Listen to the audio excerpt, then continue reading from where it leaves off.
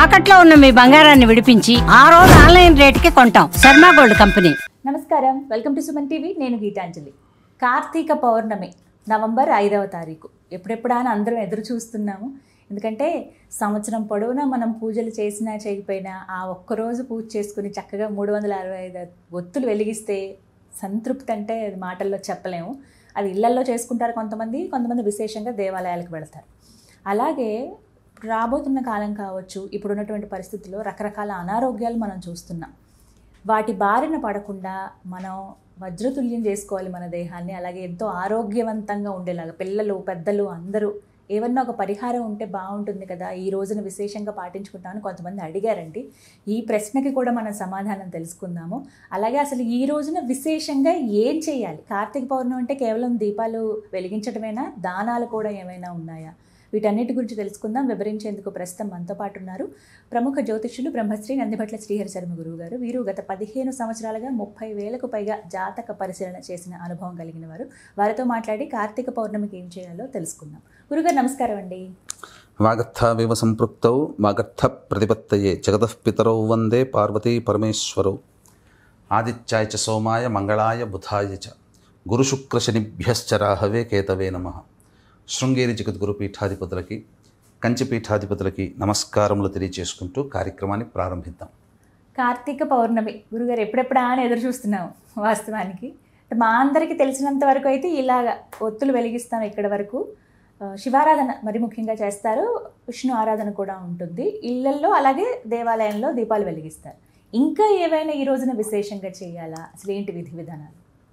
మాసములలోకెల్లా పుణ్యాన్ని సంపాదించుకునే మాసము ఈ యొక్క కార్తీక మాసం అమ్మ. అందులో ఏమాత్రము సందేహం లేదు.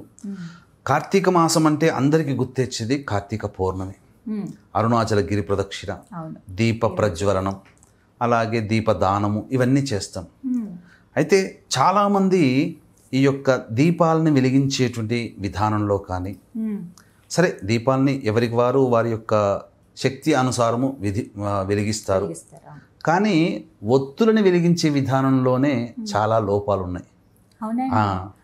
ఎందుకనంటే ఇప్పుడు బయట మార్కెట్లో 365 ఒత్తులు అని చెప్తున్నారు. అసలు ఈ 365 అనేది మనకు 12 మాసాలు కలిపితే వచ్చినటువంటిది, 12 నెలలు ఇంగ్లీష్ గ్రెగోరియన్ క్యాలెండర్ ప్రకారం. కానీ మన సంస్కృత, మన అనాదిగా వస్తున్నటువంటి సనాతన ధర్మ ప్రకారము మాసానికి 30 రోజులే. 12 మాసాలు అంటే 12 ఇంటూ ఎంత? 30, 360. సరే 2-3 ఎక్కువైనా పర్వాలేదు. కానీ 365 మాత్రమే వెలిగించడం వల్ల ఒక్క ఒత్తి వెలిగించిన ఫలితమే కలుగుతుంది. ఎప్పుడు కూడా పూజా సందర్భంగా ఒక్క ఒత్తి వెలిగించకూడదు. 2 ఒత్తులైనా కనీసము జోడుగా వెలిగించాలి. అంటే ఖచ్చితముగా 720 ఒత్తులని వెలిగించాలి. అంటే అందరూ చేస్తున్న తప్పేది సాధారణంగా. కాబట్టి ఒక్క 365ని వెలిగించే బదులు 2 కొనుక్కొని 2 వెలిగించండి. కరెక్ట్గా శాస్త్ర ప్రకారాన్ని అనుసరించినటువంటిది. కాబట్టి ఈ యొక్క కార్తీక పౌర్ణమి రోజున చంద్రుడు చాలా వెలుగులతో, అంటే మనము పండు వెన్నెల అంటాం కదా, ఏ మాసానికి ఆ పండు వెన్నెల ఉండదు. కార్తీక మాసానికి మాత్రమే పండు వెన్నెల. అంటే ఒక వెండి ఎలా అయితే తలతల మెరిసిపోతుందో అలా చంద్రుడు మేలిమి బంగారంలా, అసలు ఎంత ఆనందంగా ఉంటుందో ఆ పౌర్ణమి వెలుగుల్లో నిలబడితే, పచ్చిక బయల్లో అలా ఉంటే అంత గొప్పగా ఉంటుందమ్మా కార్తీక పౌర్ణమి రోజున. ఈ రోజున చంద్రగ్రహము నుంచి అమృత కిరణాలు భూమి మీద ప్రసరిస్తాయి. కాబట్టి ఎటువంటి నియమాలు పాటించాలి, ఆ యొక్క అమృతత్వాన్ని మనం సొంతం చేసుకోవాలంటే ఎటువంటి నియమాన్ని పాటించాలి? ఇప్పుడు మనము దోమలు ఉన్నాయి, దోమలు కుట్టకుండా ఉండడం కోసం ఇంటినంతా కూడా ఆల్ అవుట్ పెట్టుకుంటాం, ఒంటికి ఏదైనా క్రీమ్లు, ఓడోమాస్ లాంటివి రాసుకుంటాం. అంటే ముందు ప్రిపేర్ అవుతున్నాం కదా. లేదా బంధువులు ఎవరైనా వస్తున్నారంటే మనం అన్నీ సిద్ధం చేసుకుని వాళ్ళకి వంటకి, భోజనానికి. మరి చంద్రుడి యొక్క అమృతత్వాన్ని మనం పొందాలంటే ఊరికే చంద్రుని దగ్గర కూర్చుంటే కాదు, మన శరీరం కూడా దానికి సిద్ధం చేయాలి కదా. సిద్ధం చేయాలంటే కొన్ని నియమాలు పాటించాలి. అసలు ఈ కార్తీక పౌర్ణమి రోజున ఎటువంటి విధి విధానాలు ఆచరించాలి, ఏ నియమాలు, ఎటువంటి దానాలు చేయాలో మనం తెలుసుకుందాం. పొద్దున్నే కాలకృత్యాదులు తీర్చుకొని బ్రహ్మ ముహూర్త కాలంలో అవకాశం ఉంటే లేవాలమ్మా. లేచి ఇంట్లో దీపారాధన చేసి శివ పరివారానికి చిత్రపటానికి పూలమాల వేసి ఇంట్లో శివలింగం ఉంటే శివాయ నమః అంటూ ఈశ్వరుడికి అభిషేకం జరుపుకోవడం, శివ సహస్రనామ పారాయణం అక్కడ చేయడం. ఇక 5 గంటలకల్లా తులసి చెట్టు దగ్గర ఆవు పేడతో అలికి చక్కగా స్వస్తికు, శంఖము, చక్రము, ఓంకారము, అలాగే అష్టదళ పద్మము బియ్యపిండితో వేసి వాటికి గంధపుష్పాదులతో అలంకరించి మధ్యలో బియ్యపిండితో కానీ గోధుమ పిండితో కానీ ప్రమిదను చేసుకొని మన చేతితో తయారు చేసినటువంటి ఒత్తుల్ని 3 ఒత్తులు వేసి ఆవు నెయ్యి వేసి వెలిగించి అప్పుడు విష్ణు సహస్రనామ పారాయణం సంకల్పం చెప్పుకొని విష్ణు సహస్రనామ పారాయణం చేసి అరటి పండ్లో, ఆవు పాలో, దానిమ్మ పండ్లో, జామ పండ్లో, ఉసిరికలో నైవేద్యంగా పెట్టాలి. పెట్టిన తరువాత ప్రధానంగా అవకాశం ఉంటే ఉపవాసం ఉంటే చాలా మంచిదం. ఎందుకంటే రాత్రి కురిసే వెన్నెల యొక్క అమృతత్వాన్ని మనం పొందాలంటే మన శరీరము ఎటువంటి ఆహారముగా అంటే పండ్లు పాలు తీసుకొని శరీరాన్ని డీటాక్సిఫై చేసుకుంటామని అంటాం కదా, ఆ విధంగా శుభ్రపరచుకోవాలి. ఆ రోజు ప్రదోషకాల సమయానికి చక్కగా స్నానం ఆచరించి తిరిగి శివాలయానికి చేరుకోవాలి, విష్ణు ఆలయానికి చేరుకోవాలి. శివాలయంలో నవగ్రహాల చుట్టూ శివాయ నమః అంటూ ప్రదక్షిణ చేయడం, అవకాశం ఉంటే చండీశ్వర ప్రదక్షిణ ఆ శివాలయంలో ఆ కార్తీక పౌర్ణమి రోజున చేయడం, తర్వాత విష్ణు ఆలయంలో ఉన్నటువంటి రావి చెట్టు చుట్టూ నారాయణాయ నమః అంటూ ప్రదక్షిణ చేయడం. చేసిన తర్వాత దీప ప్రజ్వలన ప్రదోషకాల సమయంలో చేయాలి. రాజగోపురం దగ్గర, గాలిగోపురం దగ్గర, అలాగే అంతరాలయం దగ్గర ఎక్కడైనా కానీ దీపాన్ని వెలిగించే ప్రదేశం ఉంటే అక్కడైనా కానీ, రావి చెట్టు దగ్గరనైనా కానీ, విష్ణు ఆలయంలో, శివాలయంలో కానీ చేయాలి. ఈ యొక్క దీప ప్రజ్వలనం ఖచ్చితంగా కార్తీక పౌర్ణమి రోజున చేయమని శాస్త్రం. ఈ యొక్క దీపపు కాంతి ప్రజ్వలనం చేసిన పుణ్యం ఎంతటిదంటే ఆ కార్తీక పౌర్ణమి రోజున దీపాన్ని వెలిగించినటువంటి విధానము తర్వాత ఆ దీపపు కాంతిలో మరణించిన కీటకము కూడా స్వర్గము పొందుతుంది. ఆ రోజున దీపాన్ని వెలిగిస్తేనే అంత పుణ్యం అంటే ఆ మంటల్లో మరణించిన కీటకానికి కూడా అంత స్వర్గము కలుగుతుంది. అంటే అంతటి పుణ్యాన్ని సంపాదించుకునే మాసం. ఇక ఆ రోజున దీపదానం చేయాలి. పౌండరీక యాగము చేసిన ఫలితం దక్కాలంటే మార్కండేయ పురాణాన్ని దానం చేయాలి. సాలగ్రామ దానము, శివలింగ దానము విష్ణు ఆలయంలో కానీ శివాలయంలో కానీ చేయాలి. అందరూ చేసేటువంటిది దీపాన్ని నీటిలో వదిలిపెట్టడం, అరటి డొప్పల్లో కానీ చేయాలి. అరటి డొప్పల్లో కానీ లేదా నిమ్మపు డొప్పల్లో కానీ లేదా ఆకు డొప్పలు దొరుకుతున్నాయి, అందులో కానీ బొడ్డు ఒత్తి అని పువ్వొత్తులు అంటారు కదా, అవి వేసి వెలిగించి నీటిలో వదలాలమ్మా. చాలామందికి నగరాల్లో ఉన్న వాళ్ళకి అన్ని సరస్సులు, చెరువులు ఇవన్నీ ఉండవు కాబట్టి ఇంట్లోనైనా శుద్ధ జలము బకెట్లో తీసుకొని అందులో ఈ యొక్క వెలిగించాలి. వెలిగించి దీపాన్ని వెలిగించి తోలాలి. ఈ విధంగా చేస్తే ఆ దీపము వెలుగుతున్నంత వరకు కూడా దైవనామస్మరణ చేసుకుంటూ ఉంటే ఆ దీప కాంతి ప్రభావం వలన దైవానికి దగ్గరగా వెళ్ళిన వారమవుతాము. పురాణాలలో ఎక్కడ కూడా అంటే మనకు ఈ యొక్క దేవుని యొక్క వర్ణన ఉంది, కానీ ఒకప్పుడు దీపమే దైవం అమ్మ. దీపారాధన చేసే దైవానిగా కూర్చుకునేవాళ్ళు. ఆ రోజున ఆ భావంతో దీపారాధన చేసి దైవాన్ని చూస్తున్నట్టుగానే భావన చేస్తూ నిరంతరము ఆ దీపం వెలుగుతున్నంతసేపు శివనామస్మరణో నారాయణ నామస్మరణో చేయాలి. తరువాత దానములు ఎలాగో యథావిధిగా చెప్పిన విధంగా చేసుకోవాలి. అసలు సిసలైనటువంటిది మధ్యరాత్రి. ఈ రోజున మన శరీరము అమృతతుల్యం చేసుకోవడానికి, అలాగే భవిష్యత్తులో ఎటువంటి అంటువ్యాధులు రాకుండా మనము, మన కుటుంబ సభ్యులు, మన మిత్రులు, ఈ యొక్క వీక్షించేటువంటి సుమన్ టీవీ ప్రేక్షకులు ఈ యొక్క విషయాన్ని మీ బంధువులకి, స్నేహితులకి, హితులకి అందరికీ చేరవేయండి. వాళ్ళు పొందిన పుణ్యంలో 10వ వంతు పుణ్యం కూడా మీకు లభిస్తుంది. అందులో ఏమాత్రం సందేహం లేదు. ఇక వీక్షించేటువంటి ప్రేక్షకులు కూడా కార్తీక మాసంలో మహిమాన్విత క్షేత్రమైనటువంటి కాశీ క్షేత్రంలో కార్తీక పౌర్ణమి 5వ తారీఖు, 6వ తారీఖు పద్మక యోగం ఉన్నటువంటి రోజున మీ జాతకరీత్యా కలుగు అన్ని రకాల సమస్యల నివారణకి, అలాగే శని మీనరాశిలో సంచారం చేస్తున్న కారణం చేత మేష, మిథున, కర్కాటక, సింహ, కన్య, వృశ్చిక, ధనుసు, కుంభ, మీనరాశిలో జన్మించినటువంటి వారికి శనిదోష నివారణ, మరియు అక్టోబర్, నవంబర్ నెలలో రవి, శుక్ర, బుధ, గురుగ్రహాలు మారిన కారణం చేత 12 రాశుల వారికి సమస్యలు, ఇబ్బందులు తప్పవు. ఈ యొక్క దోష నివారణార్థమై సర్వదోష నివారణ పూజలు, హోమాలు నవంబర్ 6వ తారీఖు రోజున మధ్యాహ్నం 3 గంటలకి ప్రారంభమవుతాయి. ఈ కార్యక్రమంలో నమోదు చేసుకున్నటువంటి వాళ్ళకి శక్తిపాతం చేసినటువంటి కరుంగలి మాల ఇవ్వడం జరుగుతుంది. ఈ కార్యక్రమంలో 6వ తారీఖు రోజున మధ్యాహ్నం 2 గంటల లోపల మీ గోతనామాదులు స్క్రీన్పై కనిపిస్తున్న నెంబర్కి కాంటాక్ట్ చేసి నమోదు చేసుకోవచ్చు. అలాగే 20వ తారీఖు కార్తీక అమావాస్య శ్రీశైల క్షేత్రంలో, మరియు డిసెంబర్ 4 దత్తక్షేత్రంలో ఇలాంటి సర్వదోష నివారణ పూజలు, హోమాలు జరిపించడం జరుగుతాయి. ఇక చక్కటి చిక్కనైనటువంటి ఆవు పాలు సిద్ధం చేసుకోవాలమ్మా. సిద్ధం చేసుకొని గోరువెచ్చగా కాల్చాలి. కాల్చిన తర్వాత ఆ ఆవు పాలలో కుంకుమ పువ్వు, అలాగే జాజికాయ, జాపత్రి పొడి, అలాగే ఇలాచీ పొడి, ఒక వెండి రేకు, స్క్వేర్ టైప్గా ఉన్నటువంటి ఒక వెండి రేకు, ముత్యము, అలాగే ఆ ముత్యపు చిప్పులు అని అంటారు కదమ్మా అవి.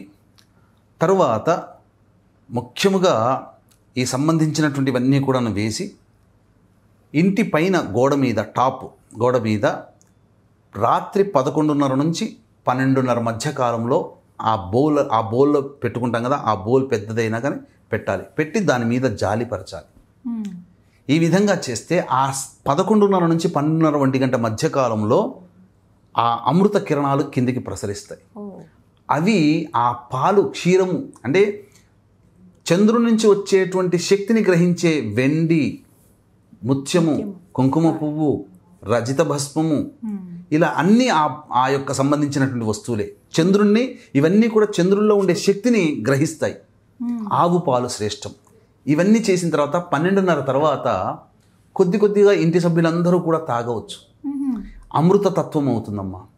ఎందుకంటే ఈ విధానము ఎక్కడి నుంచో నేర్చుకున్నది కాదమ్మా. నేను సరస్వతి శిశు మందిర్ స్కూల్లో చదువుకున్నాను. మా అందరి విద్యార్థులందరి చేత కూడా ప్రాంతాచార్యుల వారు, ప్రధానాచార్యుల వారు అందరినీ ఆ కార్తీక పౌర్ణమి రోజున గ్రౌండ్లో కూర్చోపెట్టి మధ్యరాత్రి అందరికీ ఆవు పాలు ఇచ్చి, ఆ ఆవు పాలలో చంద్రుణ్ణి చూస్తూ శివనామస్మరణ చేసుకున్న తర్వాత తాగండి అన్నప్పుడు తాగేవాళ్ళం. అలా మాకు నేర్పారు. కేవలం కార్తీక పౌర్ణమి రోజున మాత్రమే. నాకు తెలిసింది, నేను ఆచరించాను.